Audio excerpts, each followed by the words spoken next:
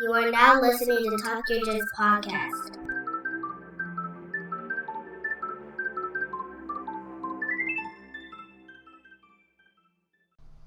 Hello and welcome to the Talk Your Jits podcast. This podcast is, as the name implies, all about jiu-jitsu. I'm your host, Lamar Smith.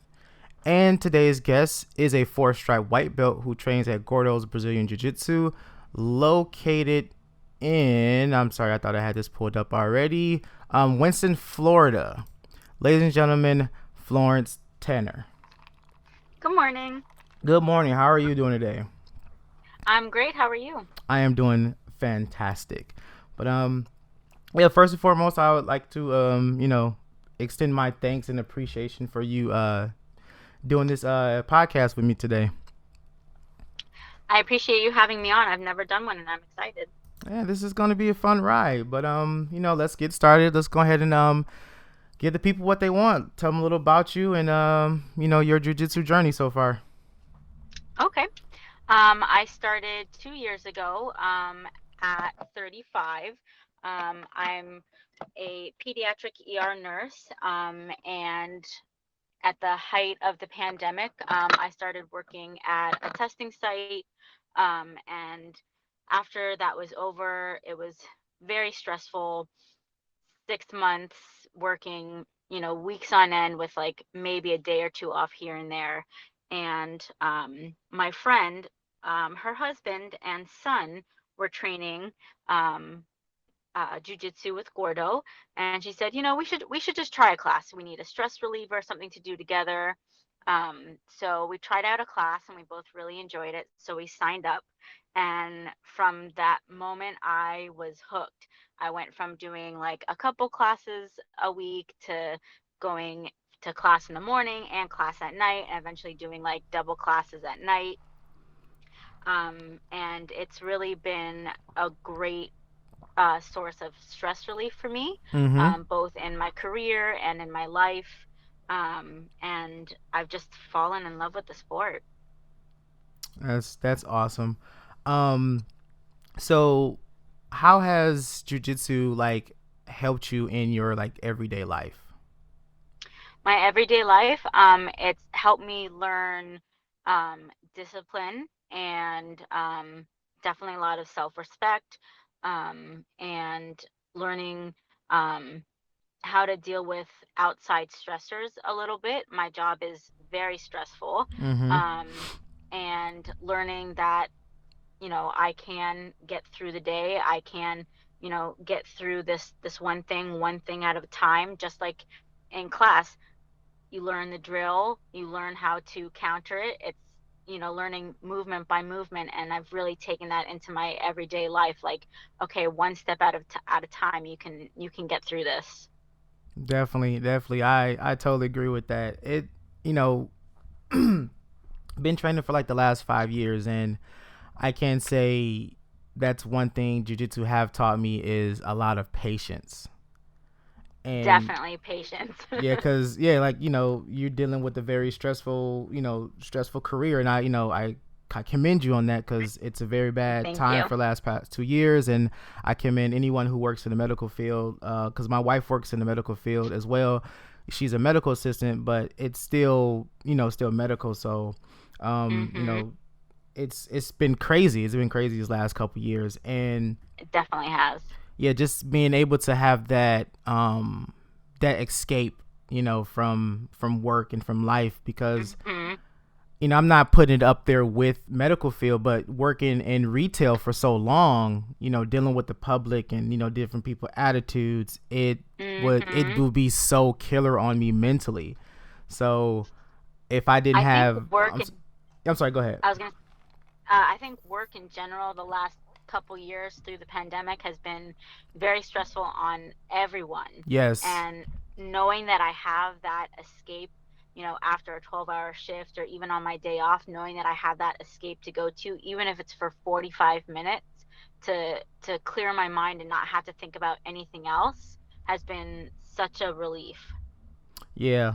I mean, even now, like I train 2 days a week. I go to the gym 3 days a week, but it's nothing like going to like a jujitsu class. Mhm. And there'll be so many days where I'll just be itching to go. Like right now, like I'm up early. I don't have to be at work till a little later. But I'm like, man, I want to go roll. I just want to go roll. I just want to go train. I just want to go do jujitsu. But so for your school, is it a big school? Is it a competition school? It's not a competition academy. Uh huh. He did compete in his early years. I don't know if you know about him, Roberto Lima. He's creator of the half guard, Mhm. two-time world champion and four-time Pan American champion, and he's been teaching since the 90s. He grew up with the Gracie family, Mhm. and so that's how he got started in jiu-jitsu. So his academy's not a competition academy, but the last like year and a half, more and more of us have been wanting to start competing. So he changed one of our classes during the week to strictly a competition class. Okay. Um, so it's straight 2 hours of competition type training, and it's been really good for us as an academy, as a team. He's slowly expanding. He is expanding into the space next door, so we'll have more space to train and roll. And it's always nice when he's got um, visiting professors in, and we get to learn from them and learn from their styles. That's that's awesome. Now, do you compete or are you like thinking of competing? Like I what's your have space on I that? have compete I have competed. Okay. Uh, let's see. So September 2021, I had been training for a year, and my training partner was like, "Let's compete. Let's sign up for a competition. Let's just do it." And either of us have ever competed before. And I'm like, I don't know about this. I don't know. I'm still new to the sport. I'm not athletic. I don't know if this is such a good idea. And she convinced me to do it with her. And our first competition was the Pan Americans in 2021. Wow. So I know, really big competition for our first competition. Just jumping on out there, huh? Right? I mean, listen, if you're gonna do it, you might as well go big, right? Exactly. Um, Exactly. and so I've competed for them. I've competed for Jiu-Jitsu World League. I was gonna compete earlier this year again for the Pan Americans, but unfortunately I was sick, so I was not able to attend. Uh, Um, but it's very different from class. It was a lot of nerves. I mean, we had been training for months, you know, in the gym, at the academy, on our days off together. I mean, every day, every moment we could, we were training so hard, yeah. and it was a lot of nerves leading up to the competition. And Mhm. then we both said, as soon as we got into the bullpen, it was like all that nervousness just kind of faded away, and we were focused. We stepped on the mat, and you know, we set out to do what we wanted to do, was compete and see how we measured up to other people of, our age, weight, and belt bracket. And it was it was a lot of fun. Yeah, you're a tough little cookie. I mean, just Pan Am's first, as your I first know. tournament. That's saucy I right mean, and there. and still being new to the sport, like a Right. year in, like I had no idea that this was like the second biggest competition of the year. I had no idea until somebody brought it up. I was like, "What? What do you Just mean? you It's just not just like a competition?" yeah, you just Okay. walked in a war zone. Like, okay, let's do Oh this. man. Yeah. But I think maybe, I mean, everybody has their way of doing things, right? Like maybe like doing smaller competitions leading up to the bigger ones, or maybe just going straight for the big one, and getting that nervousness out of the way, and then everything after is like, well, I've done the big times, so anything after that should be not so scary. Yeah, yeah. Like this is what yeah. Last year I did my first tournament as a purple belt for tap out cancer. Mhm. I'm gonna say it's fairly new if people listening who don't know about that, but it's one of those two things that bring that brought two of my loves together. I always want to feel like whatever I can do to give back to whoever needs it, and also jujitsu. So, Mhm. found out about this tournament. It was like, okay, obviously you don't pay, people donated to, for you to compete. And just the amount of people that showed up to this tournament was crazy to me. And, for them being their first time doing this, doing this tournament, it was amazing. But, Mhm. I actually follow them as well, and yeah. I'm really hoping that they come down to South Florida because I would love to volunteer to work and compete as well. In addition to competing, I also work competitions as well. I've worked as a scorekeeper, I've worked as a nurse, and it's definitely an interesting perspective, not like being on the competition side, but being on the working side of it Mm-hmm. and being like right in front to see all of those fights and getting to know like the ins and out, like really of scorekeeping and basically just how the whole competition run and how many people it takes to really put these together. Yeah. Yeah. Yeah. And that's awesome. Like you literally dove headfirst into jujitsu. Like, Yeah. usually you hear people like, oh, I train, blah blah blah. But as a white belt, you just train, train, train. But no, you're competing. You're reffing. You're nursing. That's awesome. Thank That's you. that's really really awesome. I mean, I have to say, like, growing up, I was never athletic. I was never really into sports. I did sports because my parents made me. It wasn't like something like I was like, oh, I'm going to do this in high school. I want a scholarship. I'm going to do this in college. It was never really like that for me. Uh And huh. then I found this sport where, yes, you do need some level of athleticism, but you don't have to be an athlete. Right. It's really about learning the moves and drilling them over and over again, and then learning the counter moves and really learning to outsmart your opponent, not necessarily like overpower your opponent, Right. which I find refreshing in a sport that, I mean, it's really for anybody, Yeah. whether you have a disability, whether you're athletic, you've done martial arts before, you really don't need any sort of background other than the fact that you want to learn something new. Yeah. Definitely. Now, being, this is, I guess you could say martial arts is, I guess male predominant. Hmm. So, how was it for you stepping into your first, jujitsu class and, being a female? Like, was it like, did you feel intimidated any way, or like, how was that? Like, how was your Not view on that when you first started training? not intimidated. I had gone to a couple classes just to watch. My first class, it was more of, oh my God, these guys are huge Mm-hmm. and sweaty, and it's a close contact sport. Am I going to be able to handle this? If you can get over the sweat factor and like the gross factor, that's what intimidated me more. Um, Yeah, being in the medical field, I can understand.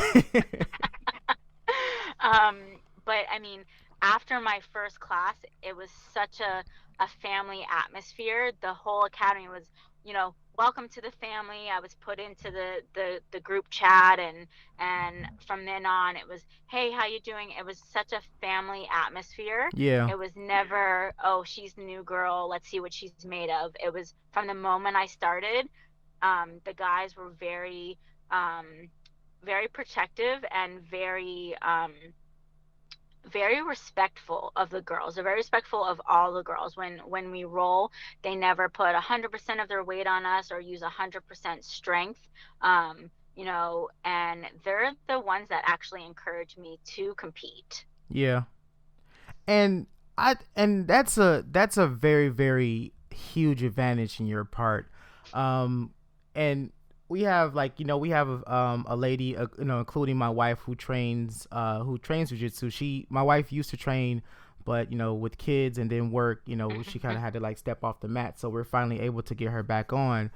But one of our other training partners, she's awesome. She just got back into training too. But yeah, it's like, when you roll with the female, and especially someone smaller than you, you're kind of like, Mhm. you're very, very timid. It's like, oh, Yes. I don't want to grind the elbow, or I don't want to, like, go full force. But at the same time, it's like, that's the best way they're going to learn. Like, if you give them just A- a little, Absolutely. you give them just a little bit, you be surprised how, like, tough these girls become. I mean, there's been quite a few times that I've either drilled or rolled with a guy partner, and I'm like, listen, you need to give me a little bit of something, because if you're just gonna like be flopping on the mat, then I'm not gonna get anything out of this, right? Yeah. So I need you to push back a little bit. I need you to give me a little bit, not like if you were going with the guys, but enough that I feel some sort of resistance. That way, when I do roll with the girls, like, I can match their strength and match up well with them. Yeah. And and like, I know my wife is gonna hate me for this, but like, she's very timid, like timid too, because she's like, I don't know what to do. I'm like, just go for whatever, like, just go for it, just try it out. And she's like, no, you're gonna crush me. I'm like, I'm not gonna crush you. Like, Right. I'm going to let you work. I'm going to let you feel it, because you're gonna have to get used to this, Mhm. because especially because I think she's a 3 stripe, but she feels like she needs to start over. But whatever. Um, yeah. So, like, a big part of jujitsu is that growth and that training and that that resiliency that you learn as Mhm. time goes on.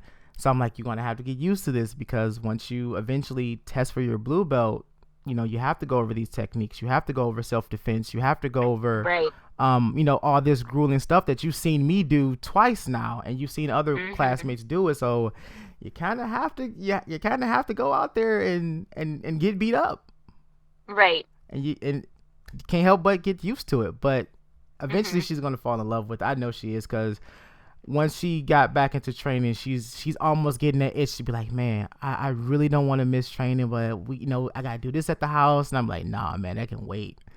Like, nah, A this is, hundred percent. like, that can wait. Like, clothes can wait. This is jujitsu time. Like, Exactly. Exactly. It's definitely become like an addiction in like a healthy way, where I'm like, yes, yes, to the point where I pack my gym bag and I work my 12 hours and I go straight from the hospital to class, because I'm like, you know what? I need to blow off some steam. I need to work out, even if it's for that 45 minutes and it's an escape, and then do it all over again the next day. man, I love it. I love to hear that.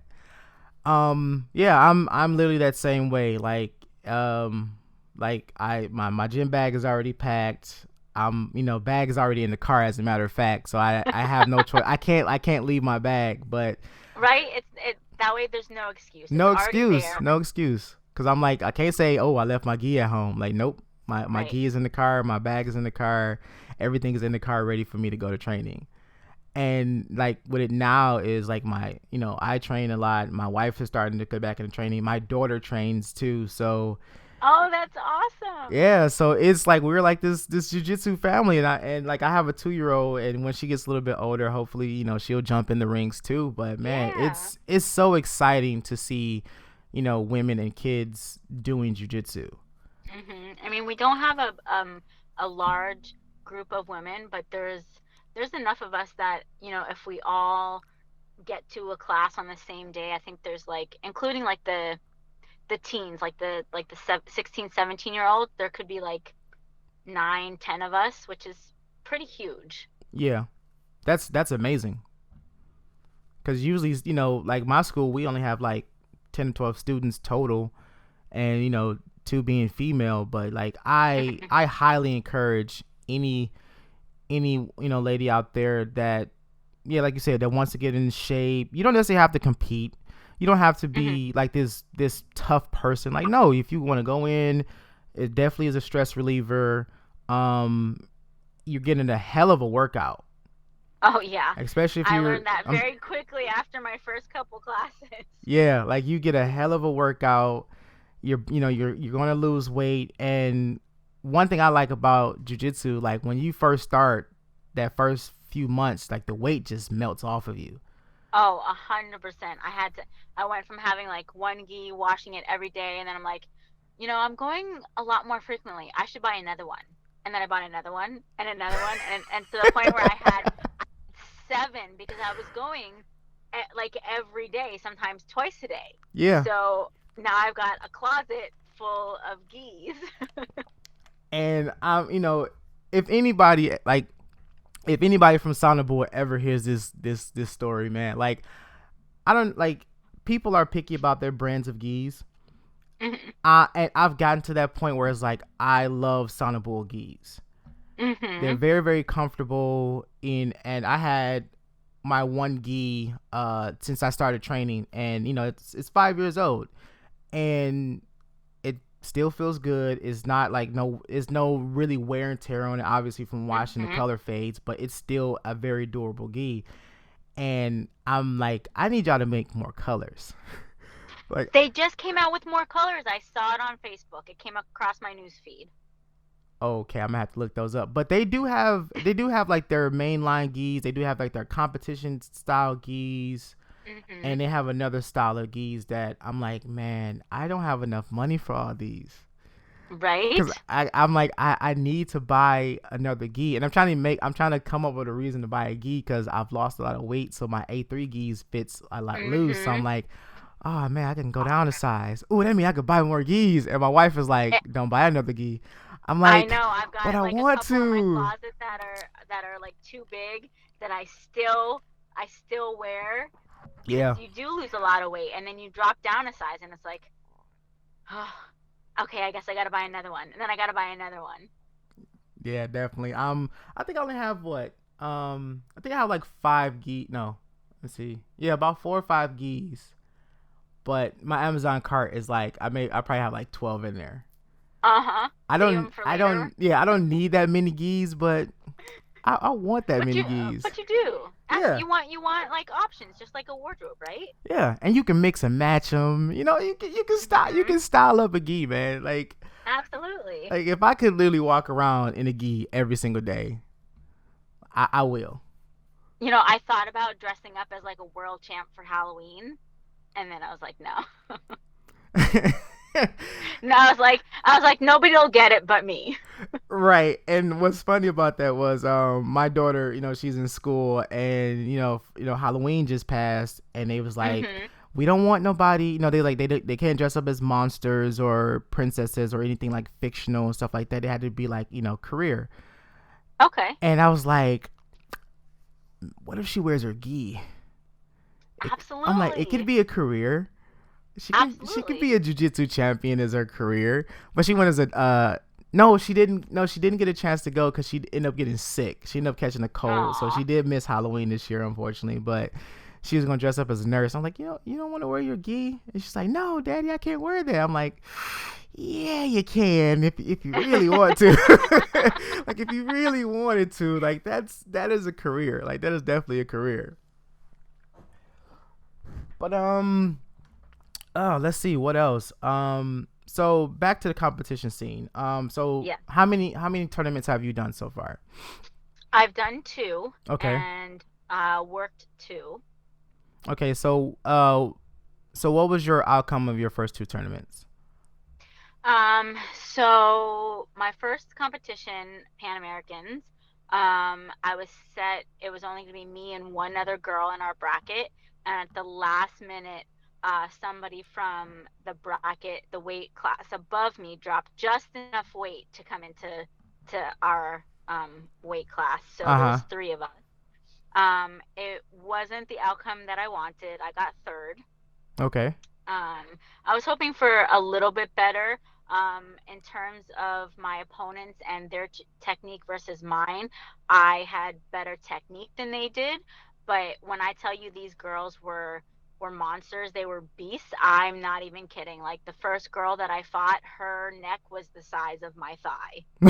I mean, she was a monster, and I was just like, okay, well, I'm just gonna go with what I know, and she'll probably get the takedown, but work my best. So it wasn't the outcome that I wanted. I got 3rd place, but it was definitely a good introduction into what the world of IBJJF and competition scene. for sure. And definitely getting to, um, mix with everybody and get to know everybody. And it was a week-long competition, and my training partner didn't compete to the end of the week. And we had a couple other people from our academy like in the middle of the week, so we went to watch. And um, getting to meet all these other high-ranking, professors from other academies that my professor knows was very eye-opening, and getting to watch all of the competitions. My second competition was for Jiu-Jitsu World League. There was nobody in my bracket, so I had the choice to go up a weight class, which I didn't really want to do that, or go down two age brackets. So I'm in Oh Masters wow. 2, and I ended up competing in adult. Mm-hmm. And again, it was not the outcome that I wanted. I got third place. But in terms of my fighting, I did much better this time than I did in my first competition. In terms of, uh, holding my own and holding off my opponent, and, um, really working what I know. I did a lot better on my end. I wish I could have, at least taken silver, but again, did what I could, and happy that I had the guts to step out on the mat against literally two teenagers. Yeah, I mean, but that's still awesome though in its own right because a lot of people didn't step on the mats that day. You're That's one of true. you were one of the faithful few that stepped on the mats. And you did your damn thing, regardless of the outcome. Like you did it. Like you did it. So can't take that from you at all. And that's the funny thing about from what I've seen about jiu-jitsu tournaments is especially when I did tap out cancer for my bracket. I think it was like it was a good handful of purple belts, in the masters division that was competing. So I'm like, okay, we got, like I said, we like 8 or 9 people, or I think it was like 10 people last time I was, checked it. So I'm thinking, okay, that's at least a good 2-3 matches, depending on, Hmm. depending on how they go. So I'm in the mindset of like I'm going to be here for a while. So Right. then we get there and they're like, okay, well, we don't know where we don't know the brackets yet. We're still waiting on people to check in, so on and so forth, blah, blah, blah. So we're like, okay, cool. And then it boiled down to it that a lot of the purple belts that signed up didn't show. Oh, So, that's the. right. So that I was like, okay, that's a bummer. So what does that mean? So it just basically was me and the other guy who was he was ultra heavy at the time. And then the two other smaller guys, I think it was like light heavy. They did their own bracket, so it was like a best 2 out of 3 matches, and it was just the Hmm. one thing. And I was like, damn, that really sucks. I mean, I took second because it was only 2 people, but I'm Right. like, I was like, I had so many mixed feelings about it because it was like I didn't want it to look at it as like a participation trophy, Yeah. but it was like, hey, like I once I thought about it, I'm like, look, you showed up, you tried it, Hmm. it is what it is. As you see, there was a lot of other people that was supposed to have been at the tournament and didn't show up, or for whatever Right. reason, but you went out there and you tried it. Because I used Right. to be the one like, yeah, I'm not too crazy about competing. It sounds cool, but nah. But after that first one, I was like, yeah, I think I'm gonna do this again. Hmm. I think I'm gonna I do mean, this again. definitely after Pan Americans, I was so proud of myself for having the guts to go out, second biggest competition of the year, and try it. And the second one, I was more disappointed in myself, Uh huh. because I was going up against, two girls that were half my age, you know, um, and I felt like I should have, could have done better, in terms of placing. I know that my fighting was a lot better. And after that, I was definitely disappointed more in myself. But then it took some realization to be like, they're teenagers, yes, but they could have been, you know, training since they were 5. You Yeah. don't know that. Yeah. Just because you're the same belt doesn't mean that they haven't been doing this for 10, you know, 10 plus years. And then I'm like, that's true. I've only been doing this at that time was like a year and a half. Mm-hmm. Okay. Trying to factor that in to my personal disappointment. Right. Yeah, and that's funny about jujitsu. Cause yeah, you don't know that person's training regimen. You don't know if they Hmm. come from a big school or a competition style school. So you just kind of go in like, okay, we both know jujitsu, and that's about far as it's gonna go. Right. Unless it's like, yeah, unless it's like a big stage, is a big name. Like, yeah, that this person like is a dominant person that's on the competing scene, but you usually don't. Hmm. So for example, back to that first tournament, like in the morning, well, you've been to tournaments before. Like usually in the morning, they have like the kids divisions goes first. Hmm. So a lot of the people that I've seen was either like you couldn't tell because no one was like walking around with gis and belts on. So everyone's just like street clothes. So like they're Right. supporting the kids and everything else. And then like as time got closer to the adults division, that's when you start seeing people change. And it's like, oh, okay, that guy's a blue belt, that guy is a white belt, or this guy is this and this Hmm. guy is that. And like, yeah, so like the guy I ended up going against obviously a purple belt, but he was like 6'3", like 260 or plus. But Wow. he was strong. He was a monster. Like this is like maybe like the fourth time me telling this story, but it's fun to tell. But like I'm sitting in the bleachers with my family, and then like my mom, I'm sorry, my wife was like, "Do you know who's in your division?" I'm like, "I don't," because it's not like they had like names and pictures of who's going to be in what division. Right. So it was like, yeah, I just know it's me and like 9 other guys. So I'm getting my stuff out of my bag, and I see this one guy in particular, and he's like sitting down, with his like young kid and wife or whatever, and then he stands up, and this dude is like jacked, and I'm like, huh. He looks older, so I'm like, okay, he's probably like higher in division, and I'm like, okay, I'm gonna try to watch him, but not necessarily watch him, because I don't want to be Hmm. like a creep. I want like, okay, what belt color he's about to pull out. Right. So he pulls out a blue belt, and I'm like, okay, so I don't have to like fight strength.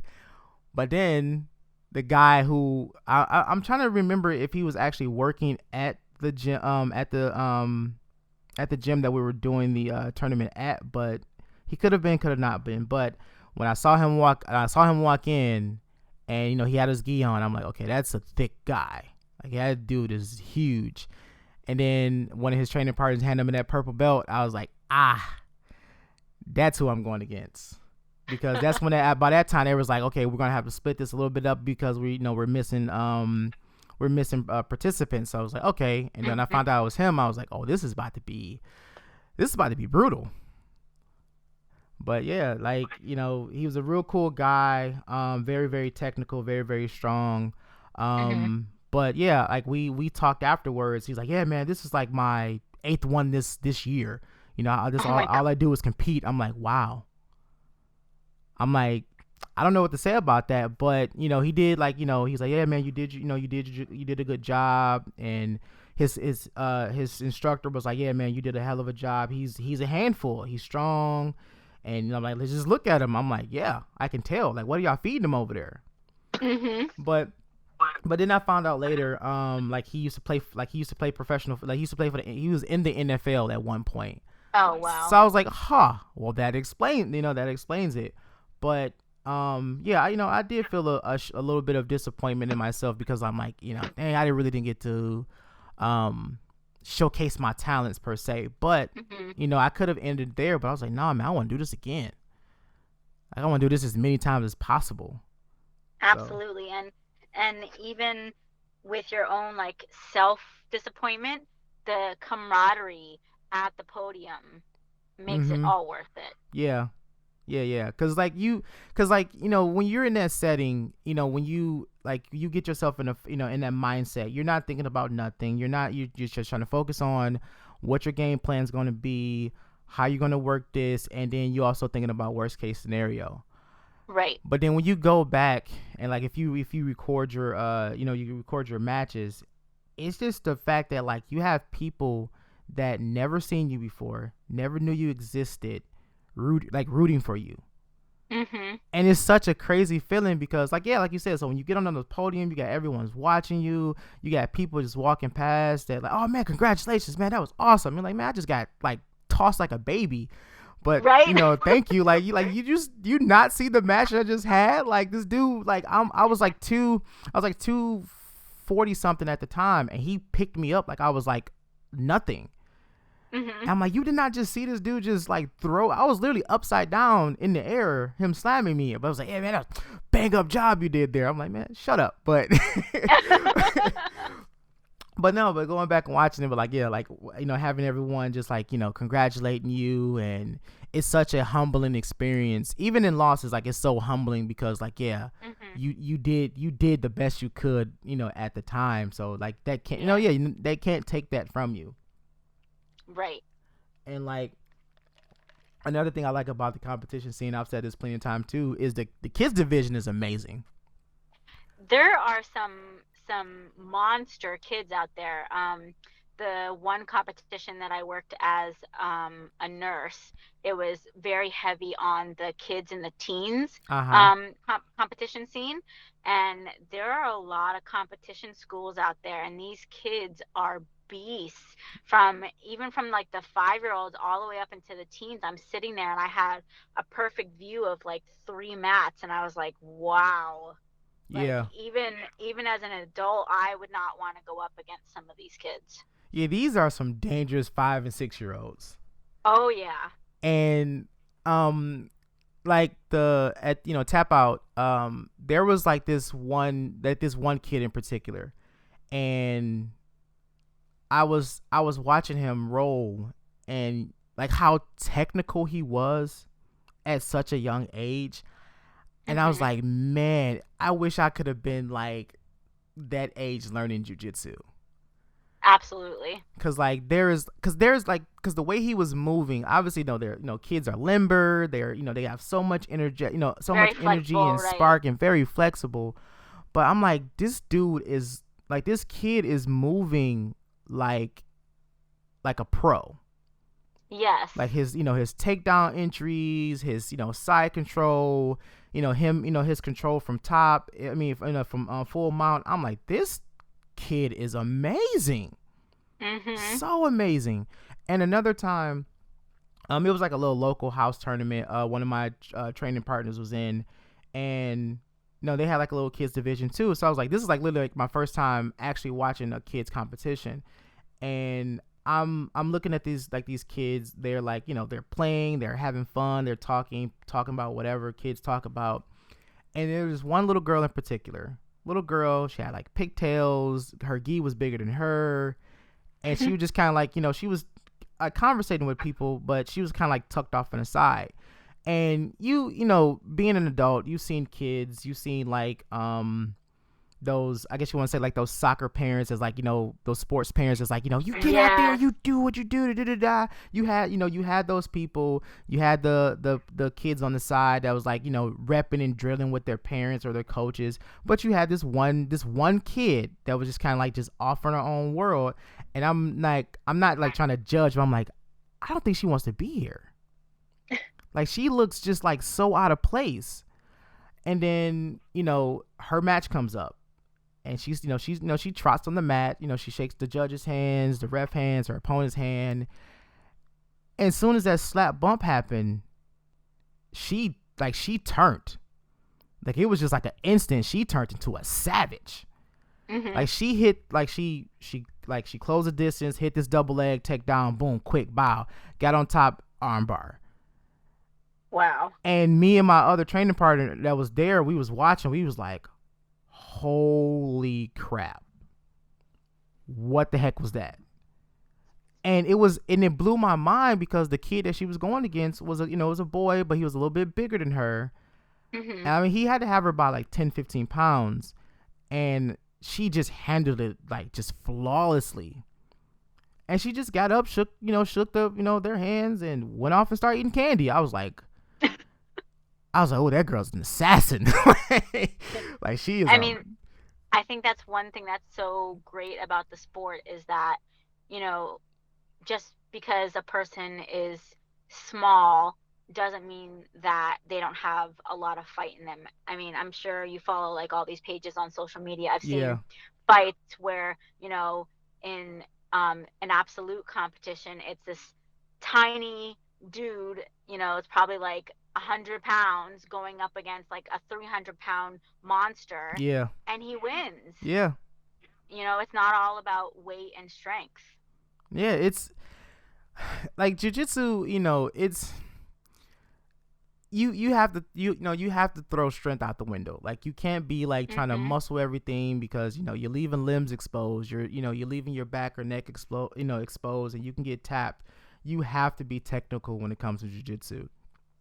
And I feel like as an adult, that's something I wish I would have learned sooner. And and as a teacher, that's stuff I'm trying to distill into our kids class, our kids and everything. Even my daughter, like it's such a confidence booster. Even as an adult, I found a lot of confidence in myself once I started training jiu-jitsu. Absolutely. And just to be able to mold that at such an early age is phenomenal.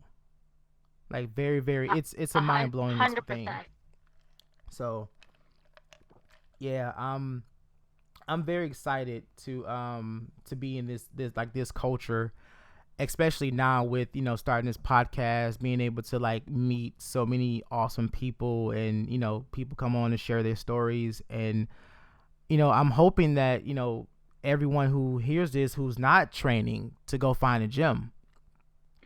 I highly recommend it. Me and you both can contest to this. It's a, like we said before, it's a hell of a stress reliever. Even if you never necessarily learn jiu-jitsu, but you go in and you're learning the movements, you're learning the mechanics, and you start applying that to your everyday life, everything just gets so much easier to deal with. It does. It's definitely a win-win situation on both ends, right? You're there, and you can apply it to your everyday life, but it's also a good stress reliever. It's good for you, mentally and physically. Yeah, because like any stressful day, I'll be like, okay, what's today? Today is Monday. I got training tomorrow. That's fine. I can survive. I think I can make it. And then Tuesday come, I wake up Tuesday like, oh yeah, it's showtime, baby. Come on, 5 o'clock. Let's go. Let's come on, 5 o'clock. I'm ready. I'm excited. I'm ready. It's Tuesday, and it's like that feeling. After even after so long, it never dies. Absolutely. Like, that feeling of like want to go to training, it's like it's always there, and if you don't go, it just nags at you. And you feel. Yeah, I'm sorry. Go ahead. I was gonna say, like, before I found jiu-jitsu, it was okay, go to the gym, work out. It's more of you should do it because it's good for you. Now it's I want to go, and I look forward to working out, and I look forward to getting smashed, and hopefully learning something new and being able to put it to good use. And it's not just okay, I should do this because it's good for me. It's I want to do this. Yeah. It's something about jiu-jitsu when it comes to like like you're on the sideline and you're looking like, man, this stuff looks so crazy. Like you're on the floor, you're rolling around, you're doing this, you're doing that, and then like after so long, you're like, okay, maybe I'll give it a shot.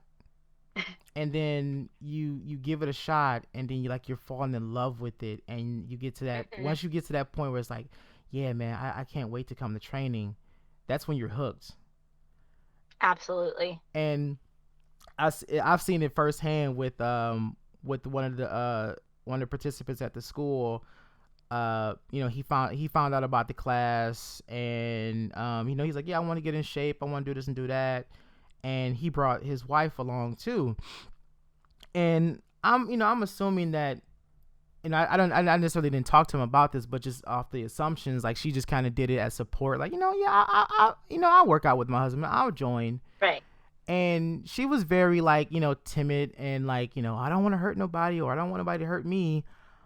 But when I tell you, like, I think like her first month in, and she was just like so like hungry to learn, and she was like on the mats full gi and like ready. I'm like, oh, look at that. You done turned into a killer. She's like, no, I know. It's so exciting. Cause like, I think this was like, her first like martial art, and just the type of, people that we kept at the gym. Cause we got fighters, and just all around wholesome, good people. But like, yeah, she fell in love with it, and she's just been like, yeah, I can't wait to class, and this and that. I'm like, yeah, that's awesome. That's so awesome. But yeah, once again, I employ everyone who's listening. If you're not a practitioner, if you have, a spouse or a kid, or who needs that outlet because you don't know what what that person is going through, go find a jiu-jitsu gym. Absolutely. Like, go find yourself a jiu-jitsu gym, because it'll change your life for the better. I 100% agree. Yeah. Now, was there anything else you'd like to add? If you have any questions for me, if there's any competitions you got coming up, obviously I want you to shout out your school, because it sounds like a hell of a school to be at. But yeah, the floor is yours. Oh, thank you. I train at Gordo's Brazilian Jiu-Jitsu in Weston, Florida. And I encourage everybody, especially the females out there, try a class. It's good for your mental and physical health. And if anything, the takeaway is, learning self-defense. Yes. And I think that's a good portion of it, and good to have in your everyday life skills. Right. Because it is dangerous out there. It is a dangerous. Times are getting a lot dangerous, and people walk around with weapons all the time. But I feel like that kind of energy you don't want. But I feel like if you have some form of self-defense, or a martial arts background, it may not be the best case scenario, but your survival probability does go up a lot with basic self-defense techniques. So yeah, if any female that's listened to this, or anybody that's listened to it in general, the main takeaway from that, from this is, if you just want to do it for self-defense, just to make yourself feel a lot more safer, then go for it. But absolutely, go for it, try it, and you never know, you might fall in love like the rest of us. Yeah, I mean, just try it. It's like, she's a prime example of someone invited her. Look at her. She's she's competing. She's she's reffing. She's doing everything jiu-jitsu related, and I absolutely love it. I absolutely love it. But yeah, so that's the end of today's episode. I would like to thank Florence again for coming on the podcast, sharing her experiences with us. I hope you guys, have had something to take away from her tales and our experiences. Please go and follow our Facebook and Instagram page to stay up to date on all future episodes. This has been Talk Your Jits podcast. Keep rolling, keep grinding, and remember, long live jiu-jitsu. Have a great day.